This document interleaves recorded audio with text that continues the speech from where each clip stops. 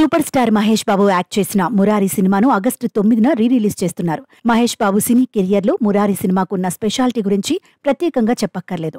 Creative director Krishna Vamsi డైరెక్షన్లో వచ్చిన మురారి సినిమాకు క్లాసిక్ ఇమేజ్ ఉంది.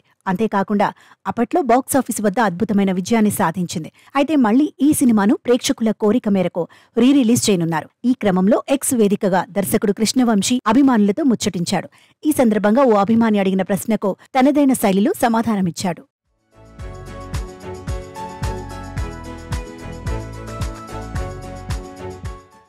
హలో అండి అంటూ మురారి నిర్మాత ఎన్ రామలింగేశ్వరరావు గారి నుంచి 55 లక్షలకు 5 ఏళ్ల పాటు తూర్పుగోదావరి జిల్లా మురారి సినిమా హక్కులను తాను కొన్నానన్నాడు. ఫస్ట్ రన్లో 1,30,00,000 కలెక్షన్లొచ్చాయని, ఒకవేళ వసూళ్లే ప్రాతిపదికైతే సినిమా ఫ్లాపా లేదా సూపర్ హిట్టా అనేది మీరే చెప్పాలన్నాడు.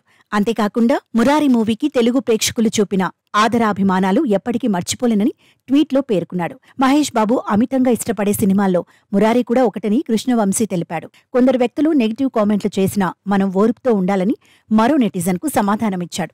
అలా నిజనిజాలు తెలియకుండా విమర్శలు చేసేవాళ్ల బతుకులు అంతేనని, అదే వాళ్ల సంస్కారమని చెప్పాడు. దయచేసి వాళ్లని క్షమించాలని, ఎవరినీ కించపరచవద్దని అన్నాడు.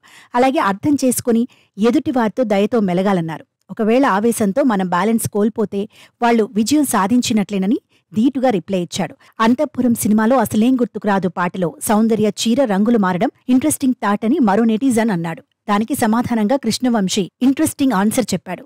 నిజానికి ఆ సీన్ సినిమాలో లేదని, టెలివిజన్లో సినిమా టెలికాస్ట్ అయినప్పుడు ఆ ఎడిటర్ చేసిన మార్పని అన్నాడు. అయితే ఈ సందర్భంగా త్వరలోనే తాను తీసే కొత్త సినిమా అప్డేట్ ఇస్తానని కృష్ణవంశీ చెప్పాడు.